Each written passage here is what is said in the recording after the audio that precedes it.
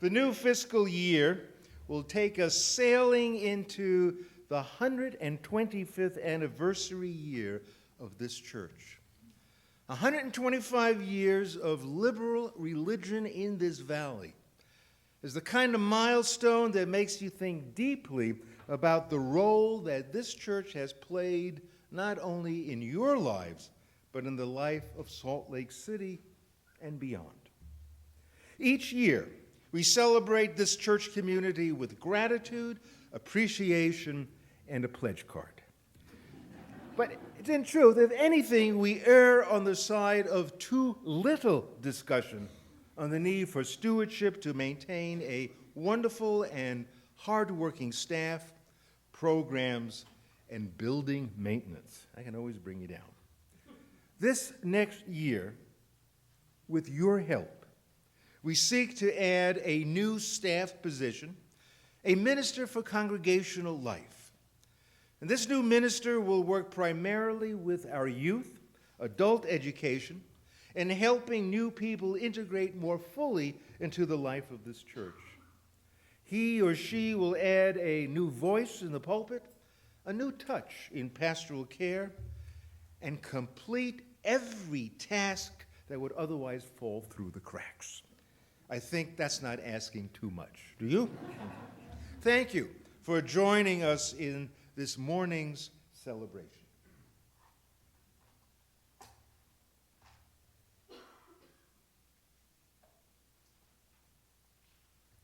Symbol of light and of knowledge, symbol of warmth and freedom.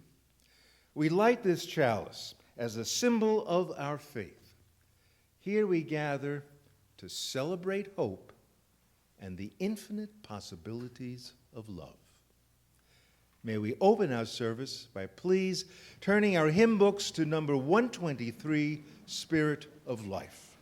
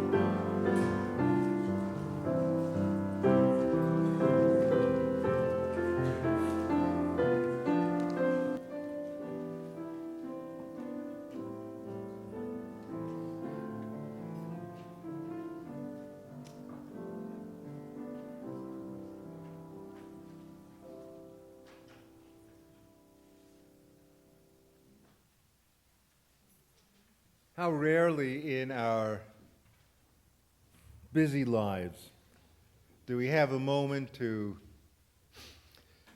become centered, a chance to reflect for a moment. Not too often, which is why it is such a privilege to have a moment set aside on Sunday mornings for us to do precisely that.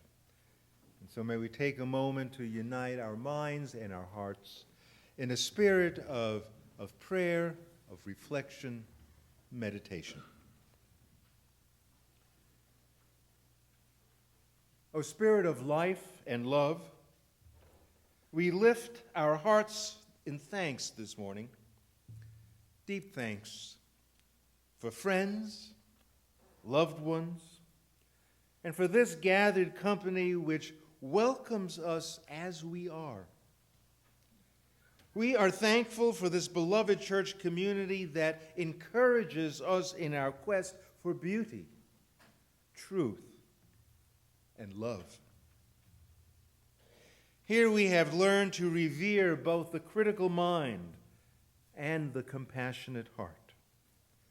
We have come to appreciate what it really means to stand on the side of love. And thus we are moved to speak and to act and to witness for a just society that includes earth justice most poignantly. With our hearts, bodies, minds, and love, we are moved to hold the whole world gently in our hands. Amen.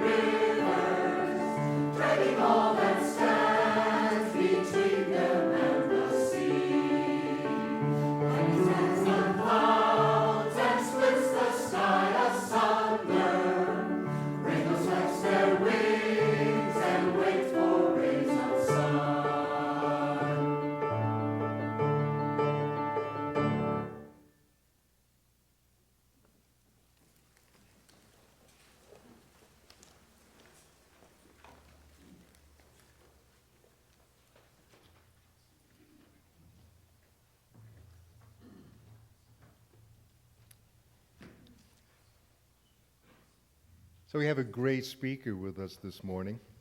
And, I'm not going to stand here and say, oh, it is my privilege to introduce, or, oh, it is such an honor to introduce. I'm going to cut right to the chase, and I'm simply going to say, I'm in love with Carolyn McDade. And you will be too. Carolyn is a musician who claims she's not a musician at all. Although she has produced 15 albums filled with music, Carolyn says she's an activist, not so much a musician. What she does is she writes love songs to social movements. Carolyn works primarily with communities of women, all over for decades, U.S. and Canada. And in this process, she opens lives to a deeper spirituality. And she works so hard with her groups, with her communities, to make the world more just. Carolyn has always worked hard in opposition to war and apartheid, and when necessary, U.S. foreign policy, nuclear power. She's fought for economic justice, environmental protection, rights of women, migrant workers, prisoners, and refugees. She says that she is boringly consistent. Spirit of Life, which blesses our hymn book as being mercifully singable and packed with meaning that speaks directly to the heart, is not, according to Carolyn, it's not a song, it's not a hymn. She says it is a prayer that she has put to music.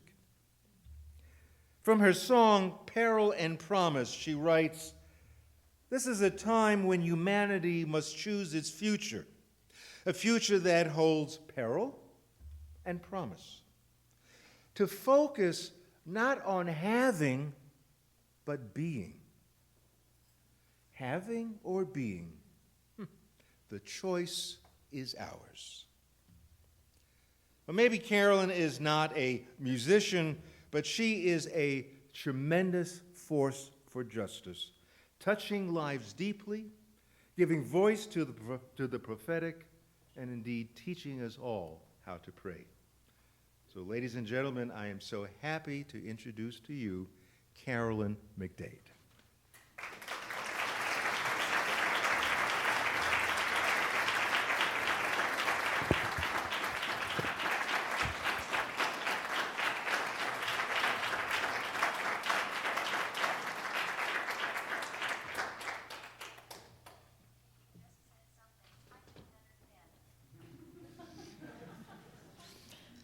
I'm going to make one small correction for you. The words peril and promise, and this is exciting and beautiful, are from the Earth Charter, which is probably the document most consulted with people around the earth. It is an earth document after the United Nations was dealing with people with one another and war and violence. There came the understanding, but it didn't deal with our relationships with the earth. And so the Earth Charter is now in place. And the beautiful music that you hear, because that has there are a number of people who write and put on these albums. Is Norma Looker from Vancouver. But it is a magnificent document and music. So I meant to tell you that before, but thank you for mentioning it because it's a profound statement. Well, I am just so glad to be here. And I was thinking, because of after the first service, which you hear the exquisite music, I was thinking of how thankful I am for not only for life, but for creativity. And that it's endless, and that comes with our birthright. We're the children, we're the beings of a creative universe. Nothing has ever broken that tie from the beginning to where we are now. And by that, we are instilled, it is our very nature to be creative. And so how do we determine what we give our creativity to is one of the reasons I think we have churches, to be able to understand. I mean, creativity built an atom bomb. Creativity can do things that are both harmful. But where do we discern these deep questions of what do we give ourselves to and how? How do we live? Well, we're in one wonderful place for that now. So it is good to be here. I wanted to share with you just a bit about creativity in my life, especially around this this prayer that we sing together sometimes. And it happened. It reminded me of the time in which that was all happening. A time that was very tumultuous, very active, a great deal of social movement. And what is so thrilling are the times when ordinary people get so activated about what is important that we take to the streets, we go to the jails, we are in demonstrations, and it was a time of that nature. Always writing letters, sitting in on legislators' floors, doing this and that and the other. And so that really became a rich, marvelous time in my life. And I was aware of that, how much that meant last night when we watched the film Bitter 70 about Tim de Christopher and all that has gone along in that. And I was very aware that so much happened with this church, this community. I saw your faces over and over in the streets, wherever you were here and in bringing it into your church. Right on. Very, very good. So back in this time in which I'm talking about, I was in Boston, the Boston area, and we were very active movements at that time. And I guess it was some late night meeting, of which there were more than enough. And it was leaving that meeting with a friend. And we went to my car and got in. And we left and rode through the streets of Boston. And I was reminded, because of the time of year, must have been, it was as winter turned to spring. I do know that because everything was wet. Everything. The streets were shiny, black. And we drove along until we came to her community. And I pulled over to the curb. And as she was getting out, now this is an old friend, we shared much. In fact, she was the one that organized Mothers, Gold Star Mothers for Amnesty. And her name is Pat Simon. And so I said, Pat, I'm so dry. I just feel like that I'm like cardboard. And I have sat in a dry attic for many, many years. And if someone came along and opened a window or the door and the air moved through, I'd turn to dust.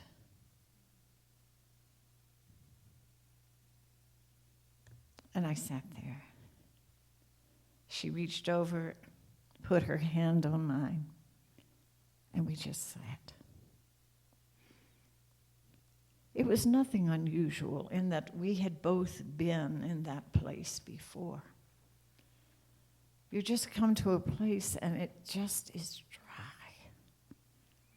You don't know if you can go on.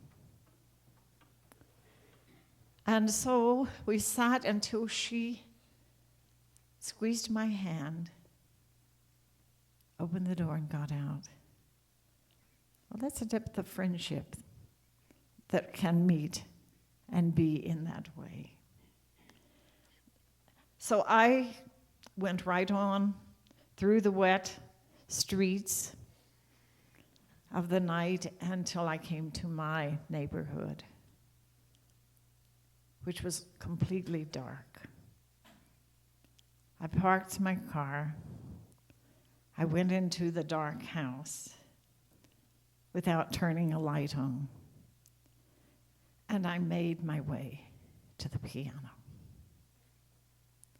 Something I had done over and over. If I don't know how I feel about something, I usually find out if I sing. And so I sat at the piano, my 3 daughters asleep upstairs. And I just let myself, might you say, I crumbled inside. And I sat there with my hands on the keys and waited. What I wanted more than anything in the world, and I was very clear about that, I wanted to remain faithful. I wanted to remain faithful to all the movements of people who are willing to take piece of the clay of their lives and put it into forming something for the whole. It takes a lot of love to give oneself to creating a world that is good for everyone. None of us quite make it, but this movement of people, I call it the long uprising of love. The long uprising of love has been moving through us as humanity for a long time. We come in and take our place within it, do what we can, and then pass it on. Let it be picked up by those who come after us. And I saw in the faces of young people in this congregation today, I think, what is needed for that to occur and happen. So in that moment, I was just crying out to something bigger and larger than myself. We don't always get ourselves through it totally alone. We know that.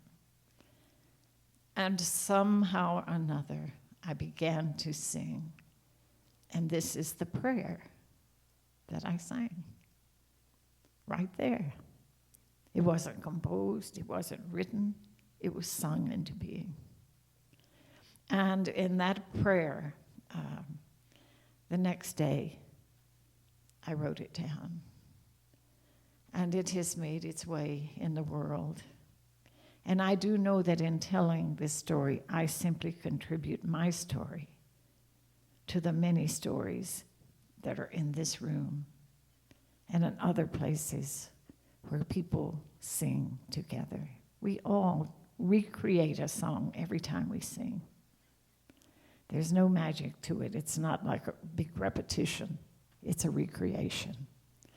And so for all that you bring to it from your lives, I simply add what was in mine. And so I look out upon us today, and then in that film I saw the faces of people who are willing to still get out and call attention to what needs to be attended to. We all care. We care in different ways. We bring different gifts, but we come together. And it's who we are together that most touches me. I love that capacity. And so I thank you for welcoming me into your community, which is vibrant, inspirational, very sustaining of people who come here, and is celebratory of everything good in life. And for that, I am so pleased. I will take you with me in my heart because I cast my lot with you. And what you do, I do where I am. And I think we are together quite a force for the betterment for all people, not any one alone. And so I'm just going to close. There's this phrase that Adrienne Rich, who's my favorite poet, and she speaks of as we stream on into the unfinished, the unbegun, and the possible. Now, I think that's really why we're here, what keeps us going, why we keep meeting.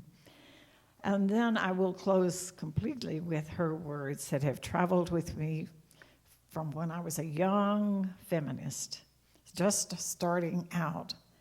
And there are words from a poem of hers that was in one of the first books I ever saw of hers, which is Stream of a Common Language. And the words go like this: my heart is moved by all I cannot save. So much has been destroyed. I have to cast my lot with those who age after age perversely with no extraordinary power, reconstitute the world. Thank you.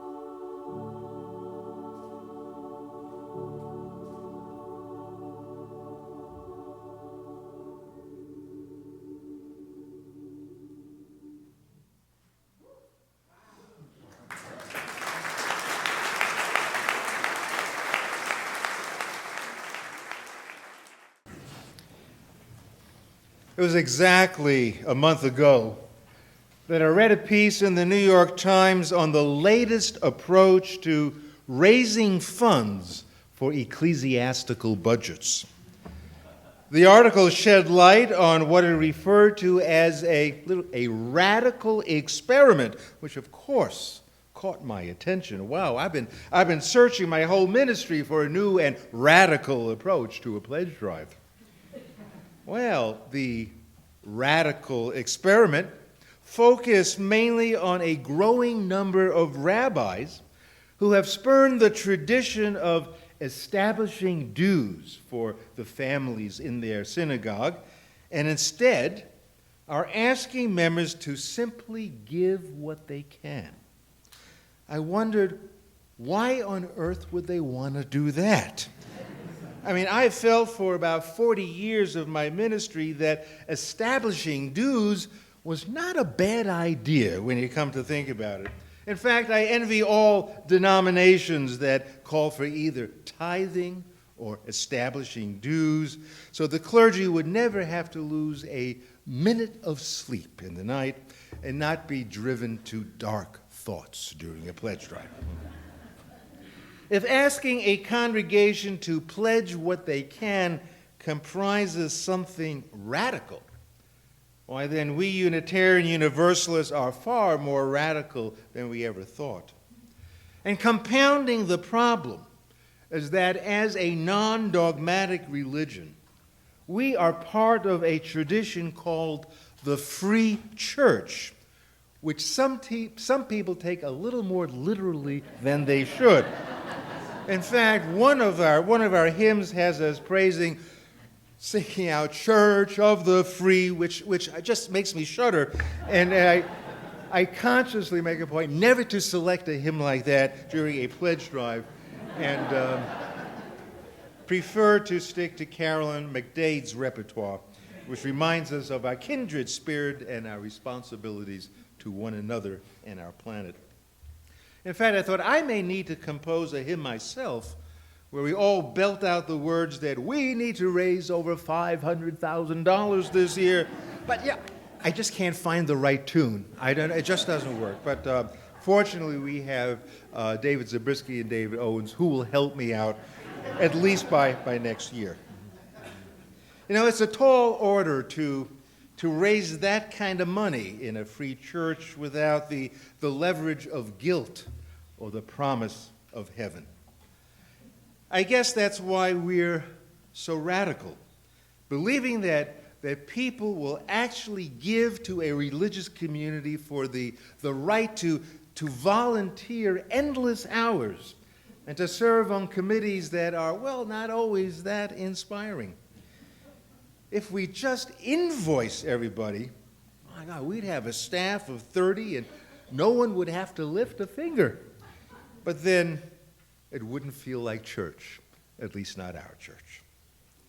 You know, this radical system of asking people to pledge what they can is not as naive as it sounds. Because what is really placed on the table for all to consider is the profound question, what does this religious community mean to you? Now, we don't send an invoice. We just ask you to consider deeply, what meaning do you derive from attending this historic church on 1300 East in Salt Lake City? If we ask, we should ask, is this church worthy of our financial commitment so it can function effectively today, tomorrow, and for countless generations yet to come? From my perspective, there is much to be said for trusting this church community, trusting that it will respond generously to the call. I feel extremely privileged to serve this congregation for 28 years, but you know, I still take a deep breath before every pledge drive. The only thing that really calms me down is the realization that it is only when the members of this church and the friends of this church, when they are asked to give what they can, that their pledge becomes more authentic and becomes then a real reflection of what matters to them deeply. We attend this church in order, well, not to preserve family traditions, but because this religious community really matters in our lives, our children's lives, and in the life of Salt Lake City. I mean, can we even imagine this city if our voice wasn't heard? Well, this church matters to me in three broad areas. First, this church does not merely offer lip service to the progressive values we cherish. I've been disappointed by many churches, including Unitarian churches, whose actions are miles away from the rhetoric of their mission. In this church, the theology of social justice is no mere abstraction, but authenticated by the principles that move us to action, be it civil disobedience, be it carrying furniture up 3 flights of stairs to furnish a refugee apartment, be it advocating publicly to end discrimination against the lesbian, gay, bisexual, and transgender community, be it tutoring in an elementary school on the West Side, or making Thanksgiving and Christmas a joyous experience for the undocumented workers in San Esteban.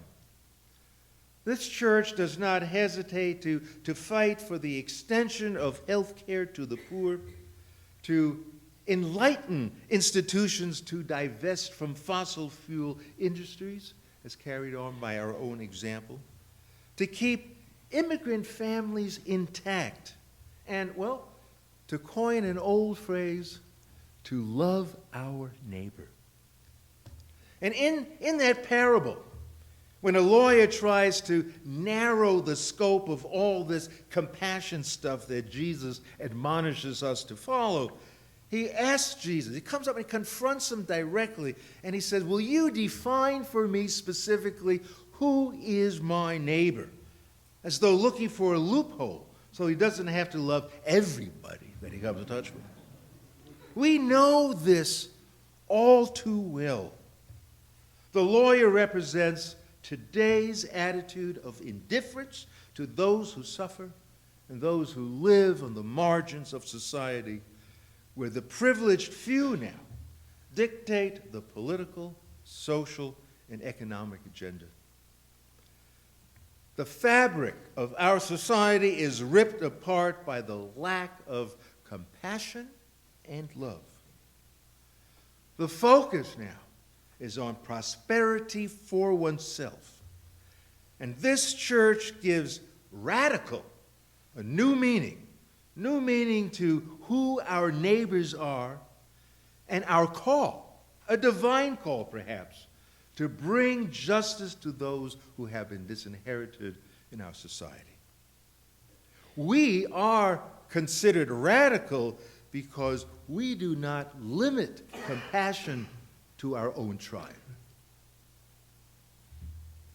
A second reason this church matters to me pertains, quite frankly, to my uneasiness, or if I'm really honest, I'll call it my fear, that we may not survive the 21st century with the ethics of the 20th century. Probably the oldest question in moral philosophy is, why be moral? There is mounting evidence before our very eyes that the benefits of immorality make the question moot. The ever-widening chasm between rich and poor, with nary a pinch of conscience among those accumulating more wealth than could ever be justified, has pushed morality off the radar of being relevant in lives today. And so what makes this church so critical in this relatively new century, with ever-expanding technologies, is that we are able to present ethical considerations without necessarily talking about God. In the last century, people understood ethics primarily through a religious framework, a God-oriented kind of ethics which can be interpreted as they please.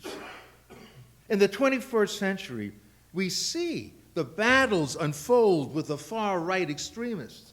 In those battles, our voice speaks to the need to reason morally without a religious agenda. We are at that point now where ethics are no longer negotiable or up for grabs. It's not an option, it's required. Now, we are virtually paralyzed where the gridlock in Congress, for example, precludes the necessary discussions and decision-making that responds to the original question, why be moral? The immoral life lies all around us. So this church places a new understanding of ethics, places it right there on the front burner, so urgently needed as the prospects for the future of our children grow dimmer and dimmer. So let's begin with this new century framework in terms of how we talk about ethics in the moral life. We've got to begin with God will not rescue us. You may have your interpretation of God, we have ours, but morally, how are we going to put the question of what is moral right there in front of us? What is moral? Can we ask that and look into the eyes of our children and our grandchildren and imagine future generations to come? We've got to get back to that original question. What is moral? Don't try to obscure it with God talk. Let's get practical and real and consider what is moral today. How must we act? Now, a third reason this church matters to me is what I simply wish to call the spirit of life.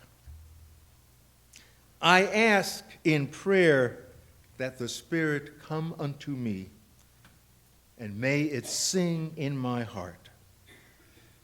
We all have an interior world which needs to be fed and nurtured. It's where the stirrings of compassion are felt, and we become more attuned to the mysteries of life and death. Now, no one has actually outlined the shape of justice, but we know in our hearts what it must feel like. Our congregation actually cultivates a spirit of life. It's so evident in how we love and support one another in times of losing a loved one or when illness strikes a family. And together we also rejoice in celebrating new life and celebrating each other's accomplishments. And we are robbed of these experiences when living independently of a community, missing the mystical connections that bind us to one another. The spirit of life permeates this community as we teach one another to live with greater awareness of our surroundings, to slow down so we can feel the Spirit move within, and to grow wings that can liberate us from the shackles of superficial living. Our church community invites us to be more than we are. And so, yet, we are a radical bunch in that while creating justice with our bodies and voices, we have not lost sight of the interior of our beings. And we nourish that not with a set of beliefs, but with an openness to truth, to love, to compassion. That's what this church means to me. and why I pledge not only what I can give, but beyond what I ought to as a supposedly rational person. And this year seems especially crucial as we aim to fund a second minister whose primary responsibilities is, in fact, to lift the spirit throughout the congregational life. Working with our 7th through 12th graders, working on adult religious education, working with new people who enter these doors looking for a place to nurture their interior selves. The second minister would inject another professional perspective to help us on our journey to taste, touch, and feel perhaps a deeper purpose to our existence. Please consider your pledge carefully. This church is ready to engage hearts and minds more fully than ever before. So before filing your pledge cards, you may want to ask, how generous am I really? How radical am I really? And how ready am I to embrace the spirit of life throughout this wondrous congregation? Amen.